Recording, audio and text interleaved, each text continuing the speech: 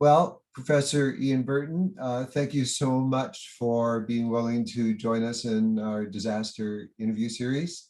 I've been looking forward to this very much, and I want to begin by saying that you've been largely responsible for the career I've had in this field, and I just want to thank you for that now. Okay, so maybe you could start off just by telling us a little bit about yourself and your background. Oh gosh, well, I originally came from England. I did my master's degree in geography at the University of Birmingham. I then, looking for adventure and something different to do, went to the United States. I spent a year at Oberlin College in Ohio. I then discovered Gilbert White at the University of Chicago, who was a well-known geographer working on flood hazards. And I had a long-term interest in floods, just because both of my grandparents in England lived on the banks of rivers where they were subject to floods. So I experienced floods as a child, and maybe that made an impression on me. So when I went to Chicago to work on floods, I was sort of following some destiny, I suppose. Anyway, then I could talk more about my PhD with Gilbert White and his big role in my life, excuse me, and how he sort of shaped my career quite fundamentally. And then I came to Canada, got a job at the University of Chicago, University of Toronto, excuse me, and I've been sort of more or less stuck in that swamp ever since. I mean, swamp? Is that a metaphor?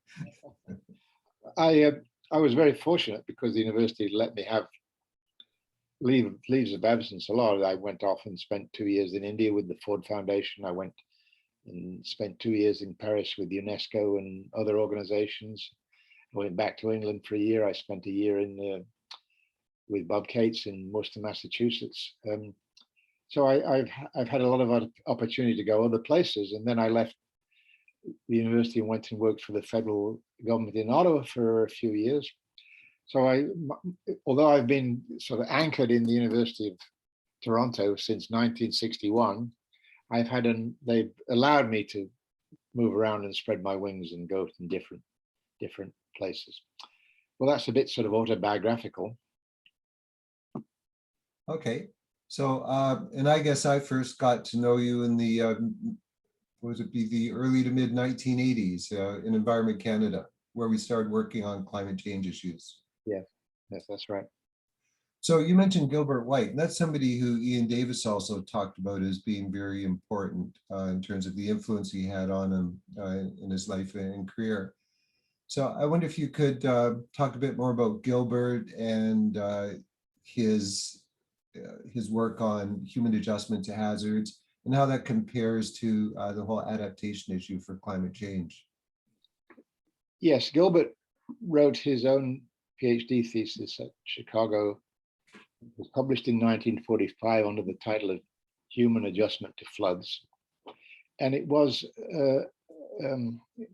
stemmed out of his work with the federal government, in which he was addressing the problem of floods beginning with the Mississippi and then elsewhere, and saw that there was a very, very single-minded dominant approach, which was the way to deal with floods was to control them.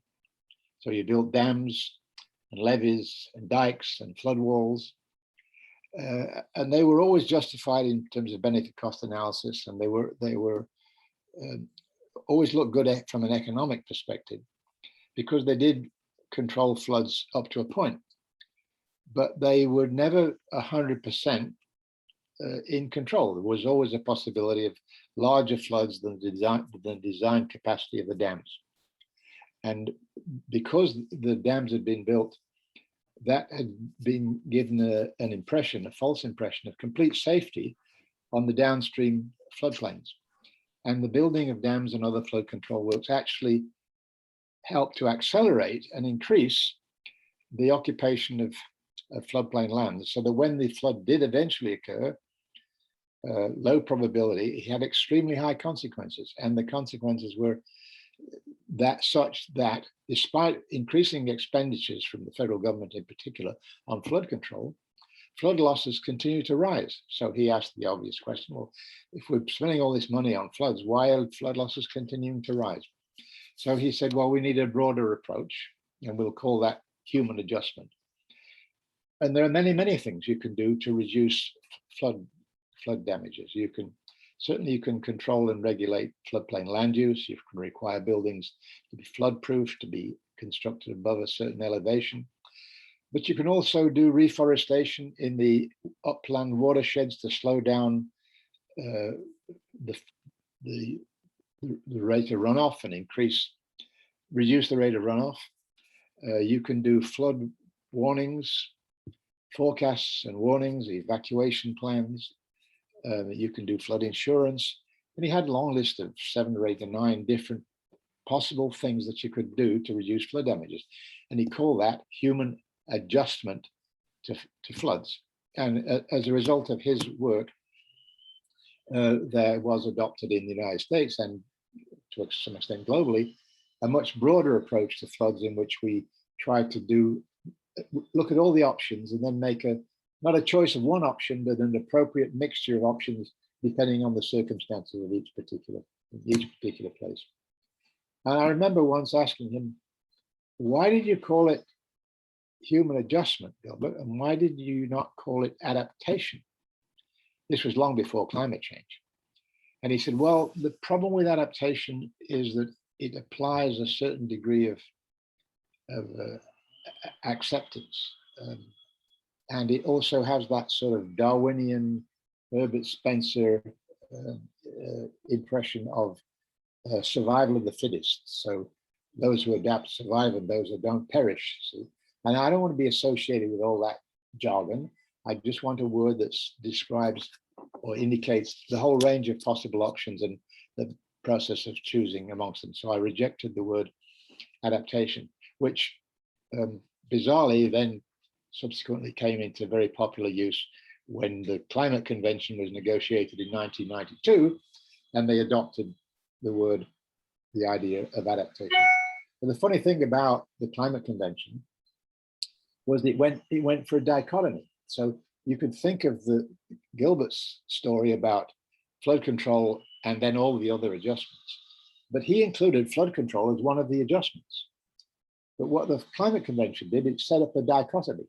We have mitigation, reduced greenhouse gas emissions, and we have adaptation. So in Gilbert's formulation, mitigation would be just another form of adaptation. But in fact, we set up this dichotomy, and that has created, as you know, a long and complicated story, not to say battle. Yeah. So I'm wondering, why do you think there was such an early emphasis on the control aspects of hazards, flood in particular, as opposed to a broader range? And because I have a part 2 to that question. Since that time, I mean, in academia, there's been a whole lot of stuff about how we need to broaden the approach.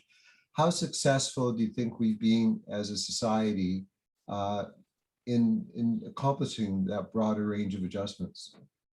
Not very. You could even say failure. What was the first part of the question? So why do you think there was, I'll just wait for a second. So why do you think there was such an early emphasis just on, and current emphasis, from what you're saying, just on the control side as opposed to? Well, yes, okay, good. I think this sort of began, or maybe earlier, but the Enlightenment, the Industrial Revolution, the increasing sense of human power and hubris and capacity to control nature. And so it was very much a sort of man over nature mindset.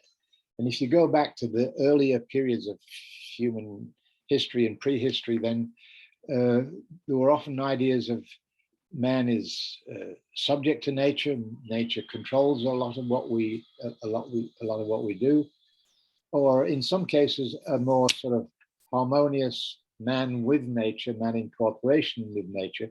So if you think that trichotomy, sort of man under, nature, man with nature, and man over nature. In the modern period, the idea of man over nature has come to dominate very, very much. And I think what Gilbert was advocating was some form of the idea of man working with or in harmony with nature and adjusting to it, and exercising control where you can at some point, but cautiously and carefully. So is it all right to fertilize fields? Well, yes, but you better be careful what fertilizer you use and what the side effects are. So, yeah. In the Netherlands, I've read about how they've been, I guess, for a couple of decades now, perhaps, I'm not exactly sure how long, but they have this program called Living with the Waters. Yes. They've tried to take a fundamentally different approach to it. Do you think they've been very successful with that kind of paradigm shift? Well, I don't know how successful they've been in terms of its long-term effectiveness or how extensive it has become. I mean, I've heard about instances of that, but I don't know how widespread it's been in the Netherlands. But I certainly think it's very significant as a paradigm shift, if you like, because the Dutch for a long time have had this idea of protecting themselves with engineering the delta works and all that from storms and in the North Sea. The old adage is God made the Dutch and the Dutch made Holland. They created the place, or they at least by draining lowlands, coastal lowlands, by draining and pumping them dry with wind-powered windmills that pump the water out, often lands that were below sea level.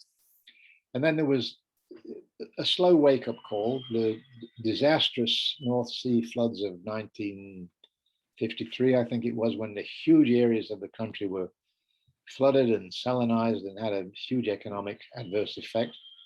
And then, of course, slowly the emergence of climate change and the recognition of sea level rise, and given an extra meter or more of sea level rise in the next 100 years or so, then they realized that this was a losing battle, and they should shift and find some way of living with this. So they went for these floating communities or whatever they are. I don't know. But I did transfer that discussion to Bangladesh, where people have been saying, what are we going to do about all these low-lying lands that are going to be flooded with typhoons and stuff in Bangladesh? If the Dutch can do it, why can't we? And so I've been an advocate of not doing that, partly because they're very expensive and Bangladesh isn't a country can afford to do that. And even if you could do that once, it couldn't maintain them very well. Secondly, the magnitude of the storms in the Bay of Bengal, they're tropical storms, so they're much more powerful than anything we've seen on the North Sea. Plus the fact the riverine flooding, because the Bangladesh lies at the delta of the Ganges, Brahmaputra, in the Irrawaddy system and all that. So it's got a huge internal flooding problem as well. Well, there's a little bit of that in the Netherlands from the Rhine, but nothing like Bangladesh. So this is bringing up an interesting thought. Bangkok has been suffering from subsidence, from ground subsidence for decades now. Yes. To the point where areas of it are just flooding regularly now. I think. Oh, I can't remember the exact numbers now, but certainly, several feet, if not meters in some places. And it's continuing, and it's largely because of the extraction of groundwater. Just the weight of the city that's been pushing it down, and the government is relocating the city, to another place. So this is the first example we have of a coastal megacity that is having to take the dramatic adjustment or adaptation, or however you want to look at it, of moving, and it's going to, I guess, involve millions of people. If you look at the plans for the move, which is to, I think, the island of Java, and there are a lot of issues there, it looks like they have an amazing plan for a new city, but I can't imagine everybody's going to move. There'll be millions of poor people left behind who are going to have to cope somehow. I don't know how it's all going to work out, but do you see this as something, a sign of the future, that there will be just more and more of this over time? And how on earth are we, as a species, are we going to manage this? I certainly think it's on the cards. What we're doing to reduce climate change and this rate of climate change, we're beginning to get on the right track, but far too slowly. And so there are going to be major impacts of climate change. And a big part of that is going to be the dislocation of people whose place of habitation and work is, for one reason or another, becomes uninhabitable. So massive migration. Now, some of that might be managed within countries internally by relocation of settlements and employment places and so on. Very expensive, very difficult. You think of Miami and New York and New Orleans and Heaven's Delight. I mean, many cities that are facing that prospect and at considerable expense. And our experience with relocation is not very good. I mean, probably I think of the reason that you're suggesting is that some people get relocated and others get left behind. So there's the famous case in the Mackenzie Delta in Canada, between the city of Aklavik in the village, the small community of Aklavik in the Mackenzie Delta, which was flooded every spring. And then some Canadian authorities started a new town up above the flood levels of the Mackenzie Delta. They called it Inuvik. And the idea was to move the whole of Aklavik to Inuvik. But some people moved and others didn't. So you have both places. And that's not an unusual kind of phenomenon. So there's the internal problem, the massive expenditure, the difficulties in doing it. And then, of course, there's the extra, the boundary problem, because many of these people will be refugees and will be flood over international boundaries, and there will be boat people, and they will migrate, and they will try and find other places to go. And indeed, they are doing already. Just look at the migration across the Mediterranean and across the English Channel from Europe into the UK, which people are trying to stop or control.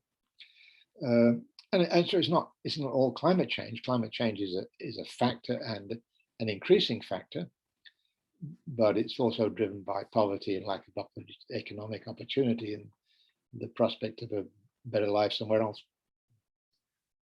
So I think you wanted to talk a bit about the history of adaptation under the UNFCCC versus mitigation, and get into that a little bit more. Yes. So after coming to Canada and Toronto, I worked a lot on human adjustment to natural hazards.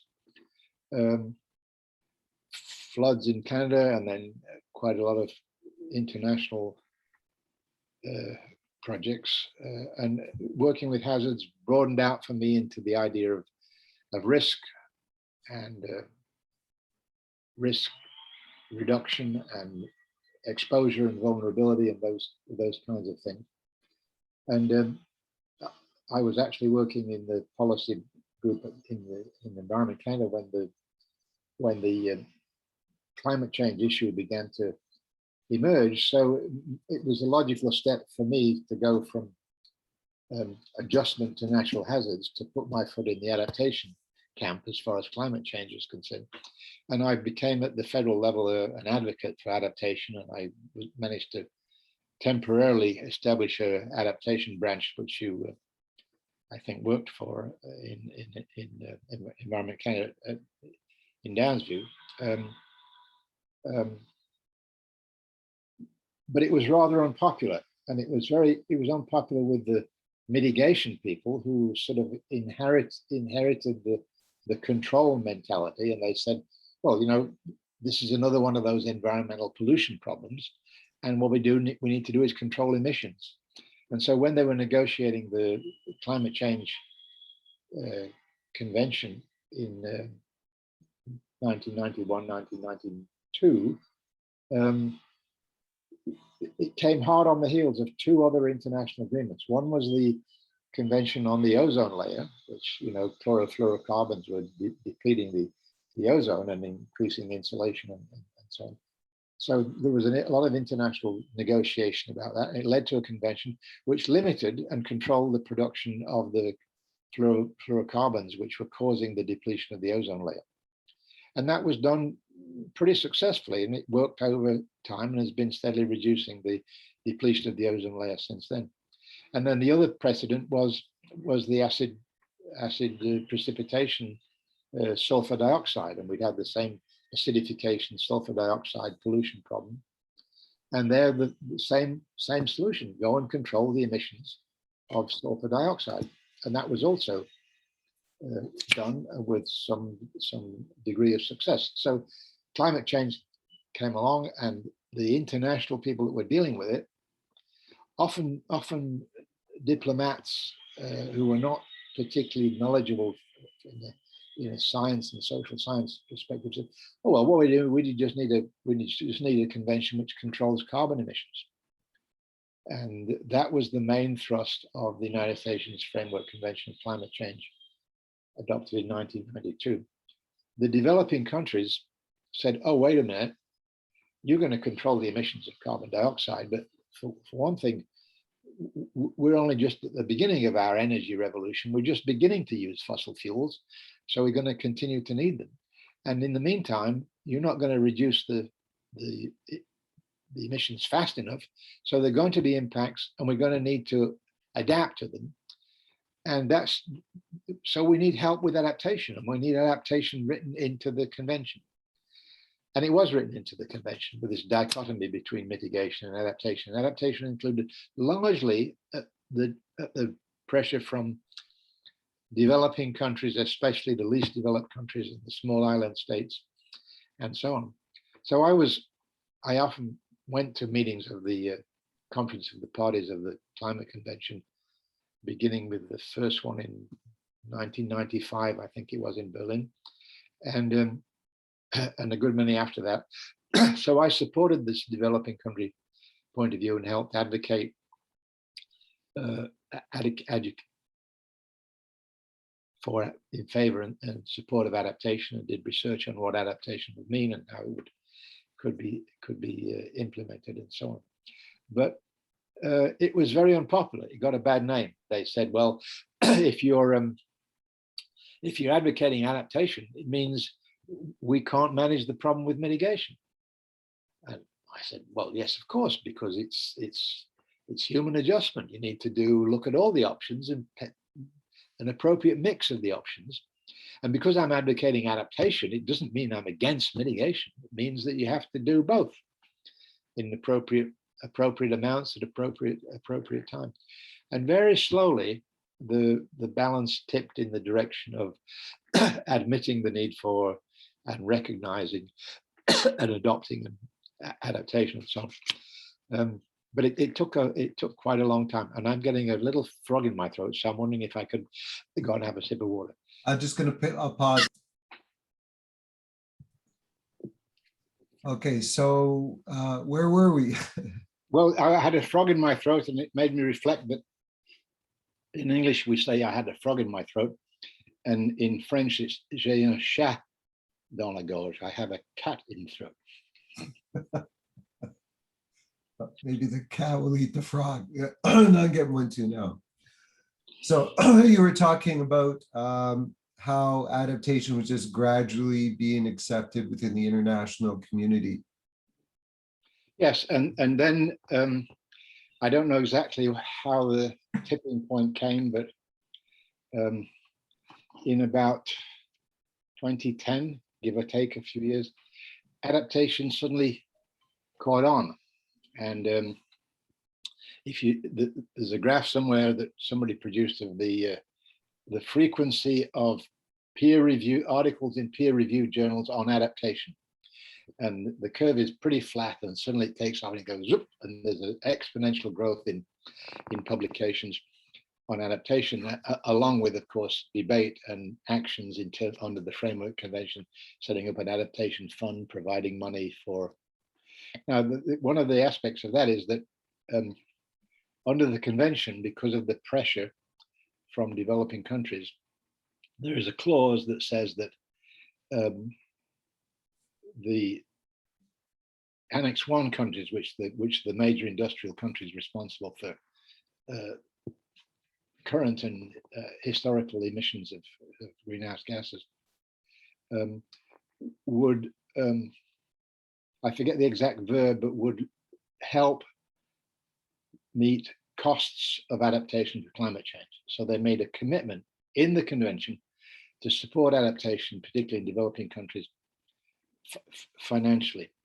And this went along with a very critical sentence in the convention that says that climate change is a common but differentiated responsibility, which is a very, very meaningful expression, because it says it's common, which means that all the parties to the convention, 190 odd parties to the convention, accepted responsibility for it. But it was differentiated, so the amount of responsibility was not the same for all countries. But the crucial thing about that is responsibility. And that's a big contrast with what is true and remains true in the area to bring us back to disasters. Because if you look at the Sendai, which is a similar international agreement on disaster risk reduction, says that disasters are a common human concern. In other words, the international community is concerned about disasters, but doesn't expect any responsibility for them. So disasters are a matter of humanitarian response. A disaster occurs, all kinds of people, the Red Cross and countries and everybody else rushes in and provides help, especially if it's a large magnitude disaster. But they do that under a sense of voluntary, charitable, humanitarian assistance. They don't share in the idea of any responsibility. And that is a crucial difference, because there is now a considerable amount of funding, less than promised, but nevertheless, considerable amount of funding from the developed world, the richer world, the World Bank and others, to support adaptation in developing countries. And increasingly, when international investments are made, there is a question about how will this investment play out on the climate agenda, and is there some way that we can modify it in order that it is less damaging as far as climate change is concerned. That is not true, and it remains not true in the disasters field. And interestingly for me, anyway, the phrase in the Sendai Framework Agreement is disaster risk reduction. So the mantra has become, we have to reduce disaster risks. But as you know, there is a growing recognition now in the scientific and academic and research community that it's not only disaster risk reduction that we need to be concerned about, it's disaster risk creation. In other words, this is almost the mitigation side of the question, if you like. We better stop emitting greenhouse gases. We better stop doing the thing that creates risk. But what are the things that create risk? And that's a very difficult question, and it's a question which is under some increasing scrutiny. We have said, oh yes, disasters are there. There's no such thing as a natural disaster. There's an extreme event, a hazard, and then how big the disaster follows is a result of human choice. And the human choices are things that are exposure. People build and live in areas in the path of extreme events, harm's way, if you like, and their vulnerability, that is to say, somehow or other, their capacity to cope with those impacts. And of course, if they're poor and have substandard buildings and so on, then their vulnerability is greater, and there are many, many dimensions of vulnerability. But then if you say, all right, but that's the proximate cause. Disasters are created by human choices and human decisions. But where does responsibility for those choices lie? And the question of responsibility does not get addressed. Or if it's addressed, it assumes that it lies locally with the communities where the decisions are made, or at the national level, and not beyond that. So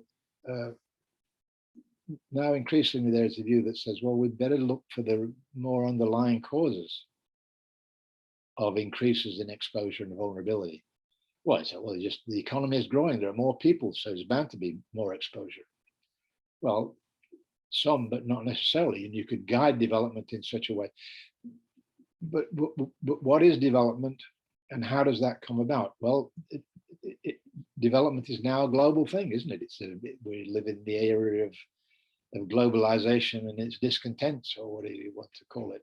And so there's increasing movement, especially among the academic and scientific community, say, well, let's look at the whole process of development, international development, private sector development, government decisions, and ask, why are we not doing more to stop the growth of risk? And there are some papers that have suggested actually the factors that are increasing risk are much larger than all the efforts that we are putting together to reduce risk. So disaster risk creation is exceeding, some say by 10 times the amount or more, disaster risk reduction. And why is that? And where does the responsibility lie? So we've not really addressed the question of responsibility, and we've not really addressed the question of what the underlying cause of that, the underlying processes. So yeah, so this whole issue of disaster risk creation, as you say, with climate change, it's clear that it's about emissions, greenhouse gases, and I think it's well accepted, as you said, that we're the cause of that. Around disasters, I think there's been a slower movement in that direction, but as you say, increasingly around the notion that we create disasters. I think that's pretty well accepted in the academic community. I'm not sure the degree to which it's translated over in practice. So some people blame neoliberal politics, yeah, that sort of economic paradigm for disasters, and there's some case studies that strongly support that, losses in safety have occurred because of this emphasis on the private sector and profit and so forth. But I wonder if it's as simple as that. Certainly some countries which, like communist countries which had sort of top-down control economies, didn't do very well on the disaster side. Is there something you think more fundamental going on in terms of human society and how we relate to the world around us, or can we really blame neoliberals for everything that's going bad? well, yes. I mean, I think I agree with what you're saying. Is that neoliberalism and is a component of that, but it's certainly not the full explanation. I think about, I mean, the characteristics of neoliberalism has been the reduction of the public sector, the privatization of a lot of things, the removal of environmental protection constraints and things like that, in the belief that you could let it all go to the marketplace and the international marketplace. And we've seen some kickback against that in terms of saying, well, no, which the last US administration was the most dramatic example, but there are many others. Yes, but beyond neoliberalism, well, I think that some of the faults or some of the weaknesses of neoliberalism are not confined to the private sector. I mean, there have been there was a massive earthquake disaster, Sichuan was it, in China, Yeah. where a large number of school kids died, thousands, in schools that collapsed. Yes. And that's an authoritarian regime. So, and they were in fact building codes and standards. So the building codes and standards that would have, if not prevented altogether, considerably reduced the losses there, were not applied. So why were they not applied? Inefficiency, well, corruption, bribery. Yes, absolutely. And those are not confined to Western or neoliberal economies. So what is that work? Well, I don't know. You see, you bring me to a point where I'm asking this kind of question, and we've arrived at a moment. I mean, here we are, 2021. We're into the second or third year of the pandemic and the coronavirus, the Floyd murder incident, and Black Lives Matter. And just a sudden mushrooming of the appearance and the recognition of all kinds of deficiencies in human society. Residential schools, prejudices, anti-Islam, anti-Semitism, prejudice against women and sexual misconduct. I mean, plus international terrorism, the whole use of the new technology in terms of corruption, international interference as a weapon of international conflict. I say to myself, what the hell is stable about this world? Nothing. And so my thinking has gone from, oh, how do we adjust better to floods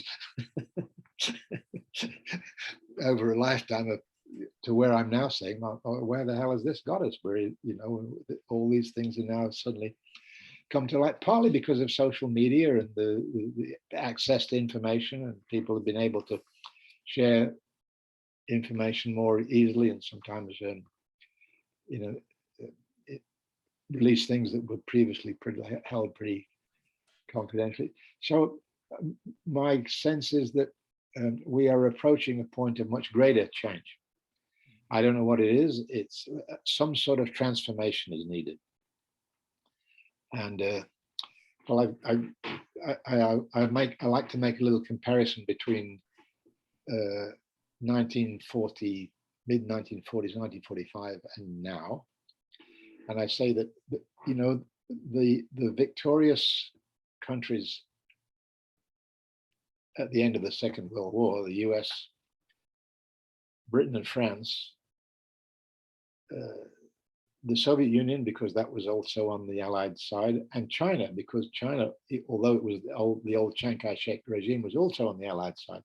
So those countries got together pretty much under the leadership of the United States, but with the rest of those, the other four of those five countries going along. What did they do? They had negotiations, they had discussions before the war was over, and they started to create the new United Nations out of the old defunct League of Nations. They created the United Nations General Assembly, open to all countries. Security Council, with those five countries having the veto to establish in a permanent way their own veto power.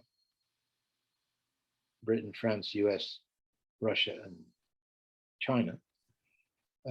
They created the International Monetary Fund, the World Bank. The United States came on board with the Marshall Plan in Europe. Generally speaking, the social safety net was strengthened. Things that had been in private ownership in many countries, like water supply and power generation, and even education somewhere where it had been lacking. grew tremendously. So there was in a sense not only a political revolution, new world order at the global level, there was also a social revolution that was, I should put revolution in inverted commas. It wasn't a revolution. It was a transformation. It was a new world order. And it worked pretty well for 30 years. They call it les 30 glorieuses in French, the 30 glorious years from the end of the Second World War till 1980. And I think what helped to destroy it and create the emergence of neoliberalism was the collapse of the Soviet Union, because there was always the threat that Western countries were afraid of communism. And in some countries that was just labeled socialism. And so you had to have a good social safety net and a reasonable level of equality and equity and equal opportunity in Western societies in order to protect yourself against communism and prevent the rest of the world going communism, because part of the New World Order of 1945 was an understanding that the Western imperial empires of Britain and France and others would be slowly surrendered and given up and given their independence. But those newly independent countries, it was very important to prevent them going communist. So it's kind of an analogy, if you like, but I think we are at or approaching that kind of crisis situation, or the precedents to the crisis, when we need now a whole new thinking. And it's not going to be the United States that does it. It will have to be a much more collective thing, but no reason why it shouldn't be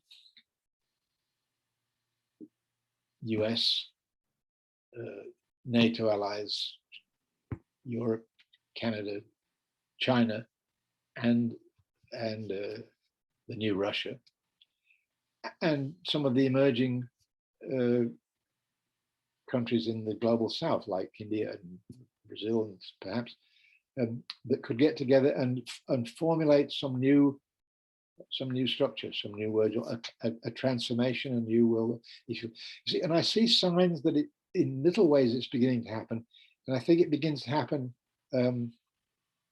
It's not a blanket plan that says this is the new order. It's going to be achieved bit by bit, incrementally, and so the establishment of the International Criminal Court and those things are steps in that direction.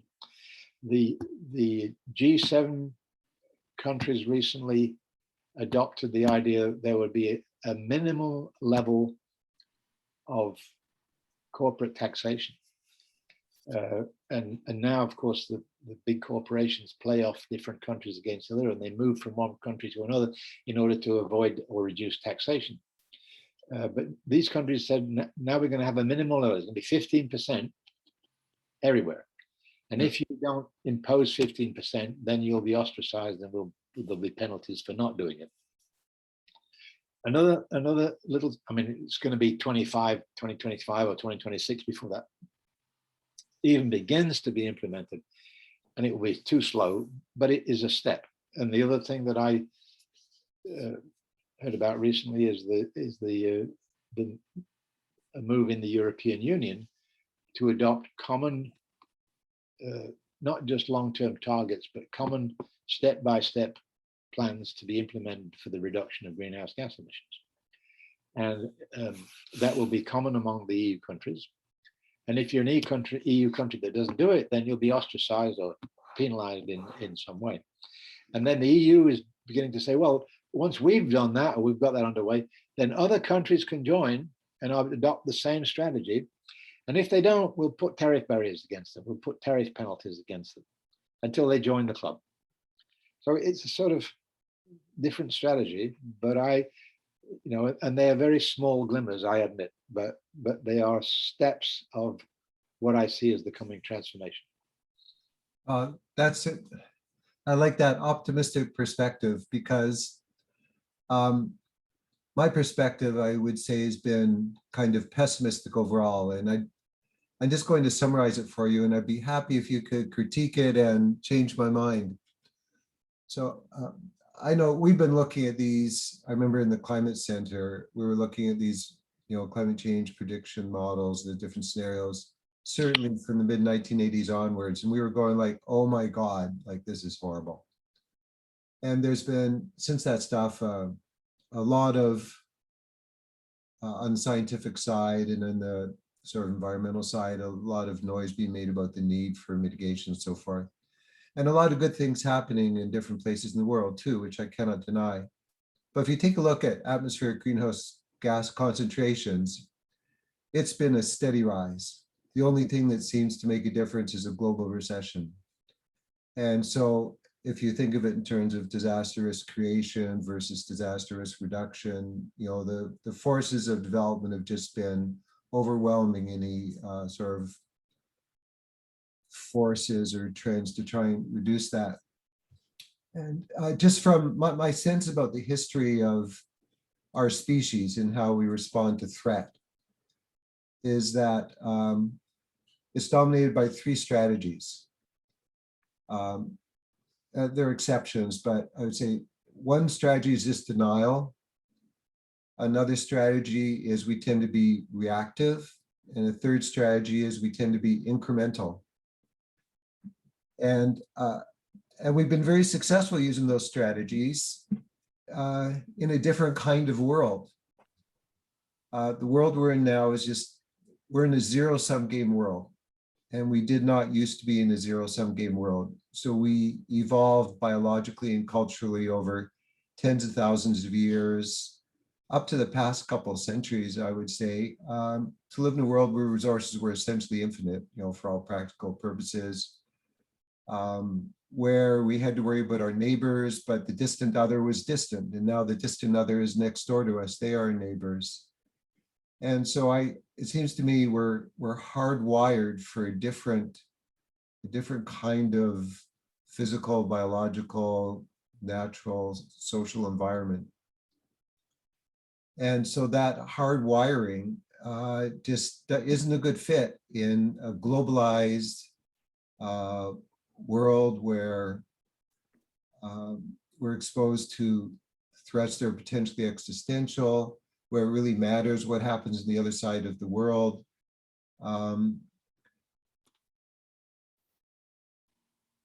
And there's a time frame we're dealing with, because with climate change, species extinction, these sorts of issues, we're working on a time frame of certainly a century, if not decades, to start to deal with these problems, because they're in the pipe.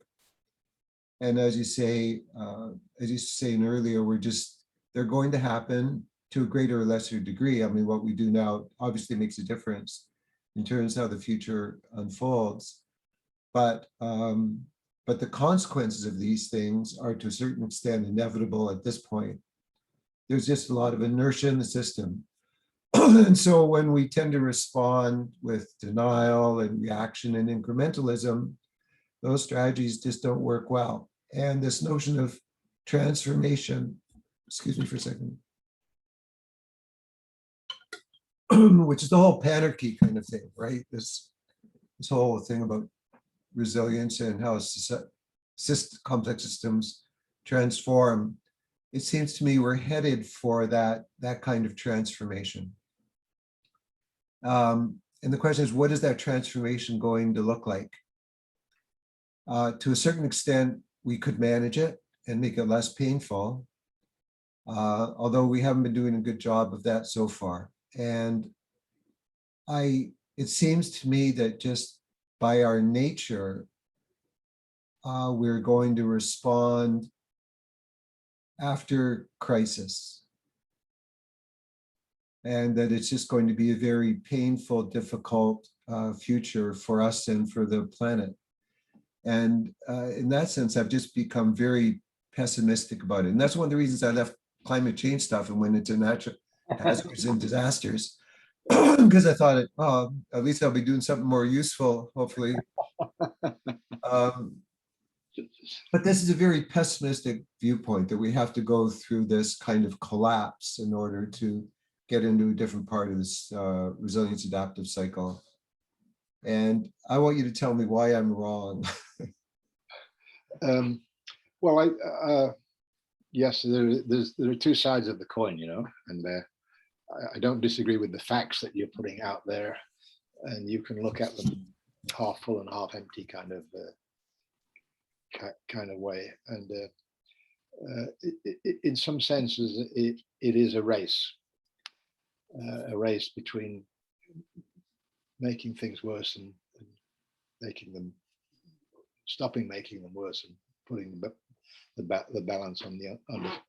And at the moment, for the last while, we've not been doing very well with this, and the problems have been getting worse, and they've suddenly all blossomed and come into apparent interconnection.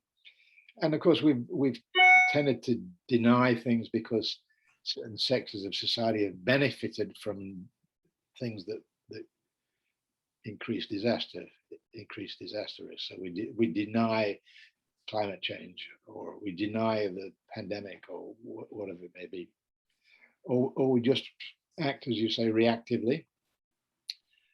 So we don't do anything until there's a disaster, then we rush in and try and help, or we try and deal with it incrementally. And that's I think we're in many instances we're moving away from denial. We're trying to add to the reactive response a more thoughtful, anticipatory, incremental response. But what we're doing on the incremental side is still far inadequate, and we need to increase that enormously and rapidly. So I think there are good reasons to be pessimistic about it. There are some reasons to be hopeful and optimistic about it. If you are pessimistic about it, it tends to drive you off into a mind of despair, an attitude of doing nothing, an attitude that says, well, I'll look after myself and the hell with everybody else. I'll look after my own country and the hell with everybody else, which I think it's pretty clear, given the nature of the problems these days, is unworkable. It's unworkable because the magnitude of the problems, because of the growth of the economy and population and so on, the impacts on the environment and the social ramifications of all that are now on a global scale. You cannot address climate change unless everybody joins in and does their share of addressing the question. You will not eliminate, control COVID until the globe is vaccinated and not, protecting your own country and forgetting about the rest. So it has to be a global. It has to be a global thing. I don't think you can resolve that simply by making a new treaty or a new agreement, because it wouldn't be implemented at all or not rapidly enough. So it has to be both a top-down, a facilitating approach, a populist grassroots movement. And I think, to link climate change and disasters, we are now seeing a lot of disasters which are at least in part being strengthened, increased in magnitude and frequency by climate change. And just look in the last week or two, here we are in July 2021, heat waves in Western United States and Canada, wildfires, floods in Germany, floods this last week of a big magnitude in China, also exposed to the impacts of climate change. These are things that are generally shared, and the existence of those, the occurrence of those, is waking up people across the globe at the grassroots kind of level. So there is a possibility of pressure coming from the grassroots, saying you can't just call these natural disasters anymore. Somebody's responsible for this, and we better do something about it.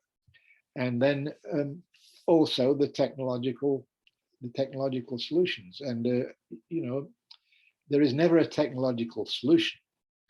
It is always a technological coping mechanism. So you substitute one thing from another. I mean, there used to be a story that we were going to run out. We're going to run out of coal. A guy called Stanley Jevons, was it, in 1850 in Britain, wrote a book called The Coal Question. What are we going to do when we run out of coal? Well, what we did, we found oil and then natural gas. And what are we going to do now? We can't use oil and natural gas. We're going to substitute other mechanisms. We're going to substitute wind and solar and geothermal. And I'm against it, but maybe nuclear as well. And they are solutions. Well, they're not solutions, they're coping mechanisms. And you shift from one technology to another. And what you always find out, which you didn't anticipate well enough at the time, was they have their adverse effects. So we have a long time been doing a gradual shift away from coal to other kinds of fossil fuels, oil and natural gas. And to begin with, we didn't see any problem with that. But then slowly over time, as the magnitude of that grew, we begin to see the adverse effects of those kinds of fossil fuels. So we shift to renewable energy.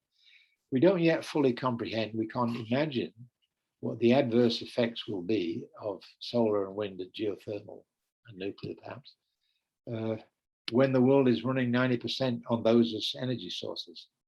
But that's the direction we're going to move in, not fast enough, but to prevent some impacts, but that's the direction we're going to move in. And then there will emerge adverse effects of that. So, I mean, that's sort of on the supply side. You can also say, well, one of the problems of our predicament is that the human species just gotten too large and too much involved in consumption. So we'll make ourselves happy by retail therapy and consumer, what is it called? The consumer economy.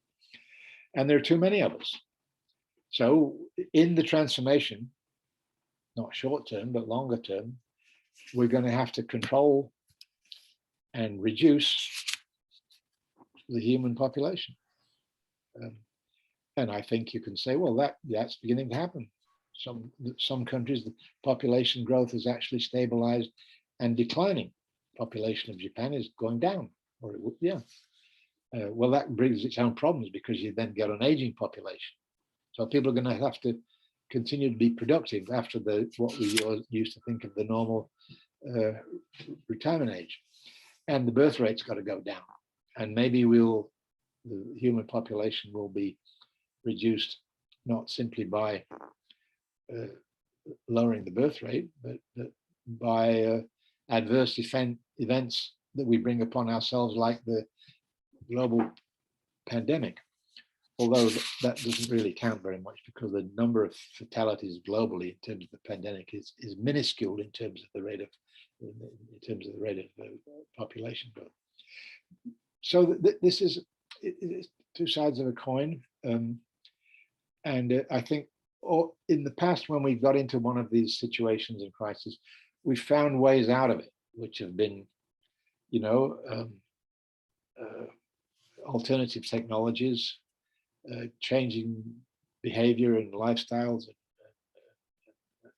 and patterns and so on.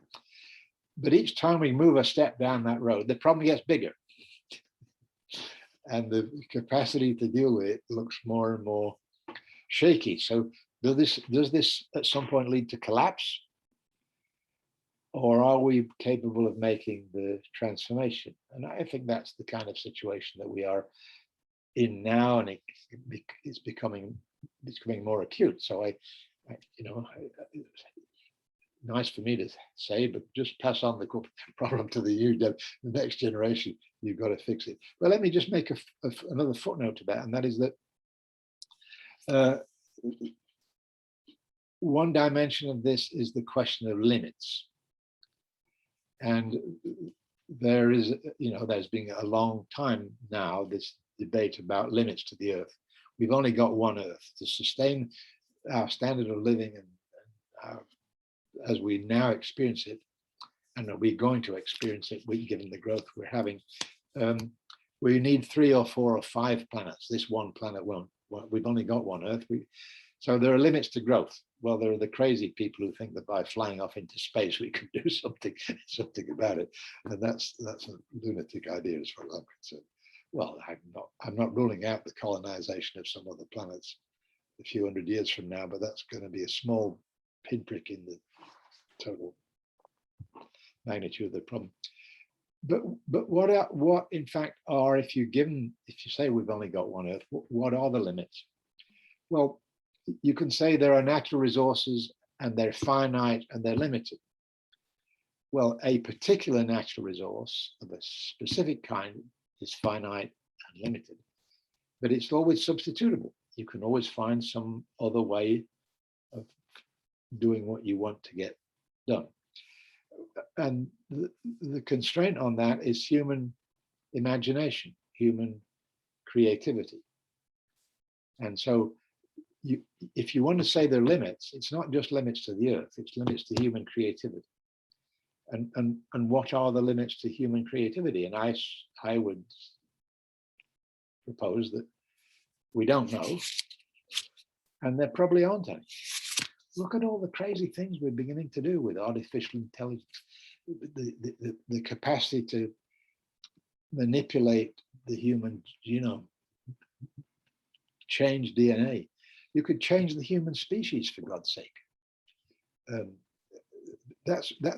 It's certainly in the imagination, and it's not far beyond the bounds of technical possibilities. How you do it, how you manage it, what problems it brings, new problems it creates, of course enormous. But I think that in a way we sort of live in very exciting times, dangerous and exciting times, because you can say, well, my God, it's not a transformation, it's evolution into a, we're going from chimpanzees to something else.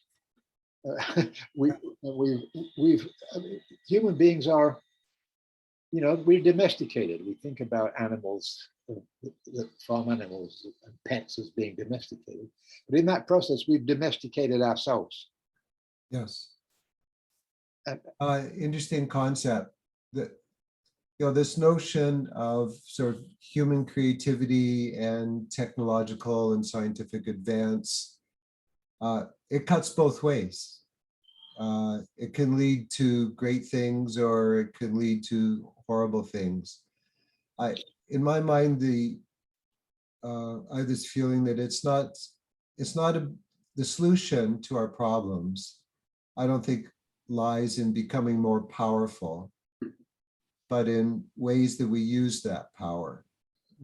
So not so much in knowledge, but in wisdom. And so at the core of it, it seems to me we're dealing with a moral and ethical crisis as much as a crisis of any other sort.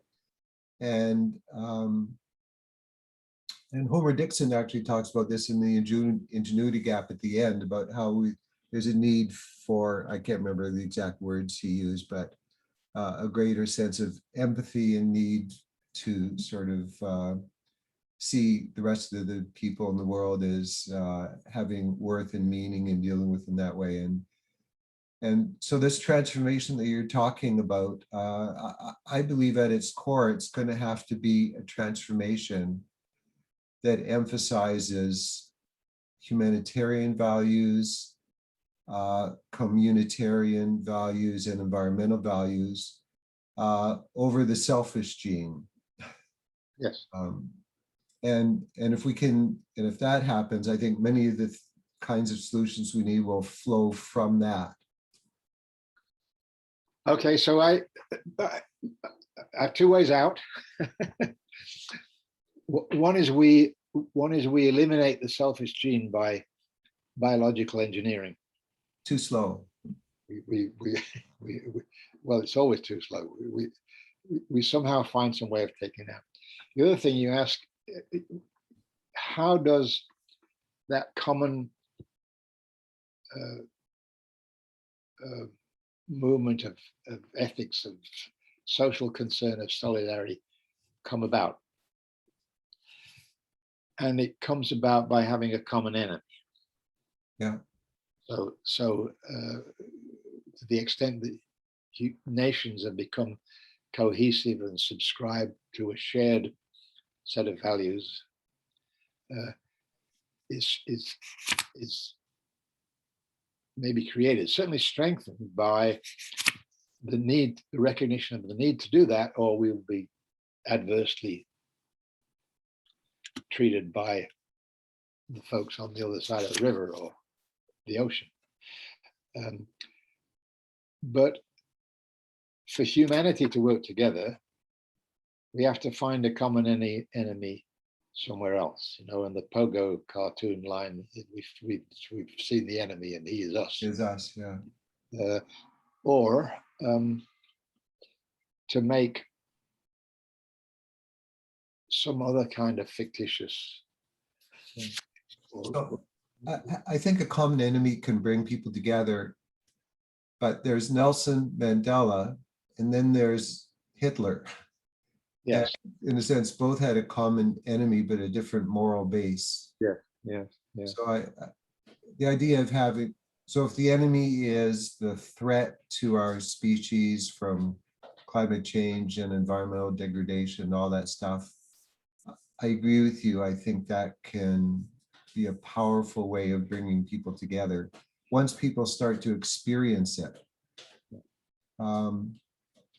And I think that has to go hand in hand, though, with a kind of moral revolution as well. And the seeds of that moral revolution are all around us, you know, in terms of environmentalism and sort of social justice kind of perspectives. And maybe those things will combine and create this sort of sea change that you've been talking about in the movie. Now you're talking like an optimist. You've converted me already. Okay, well, on that note, which is a happy note, I'm going to thank you very much for giving us your time and listening to your wise reflections of how this field has progressed over time and where it might be going. Well, thank you. I enjoyed the discussion, the conversation very much, and we can continue it in other venues. Absolutely. Thank you.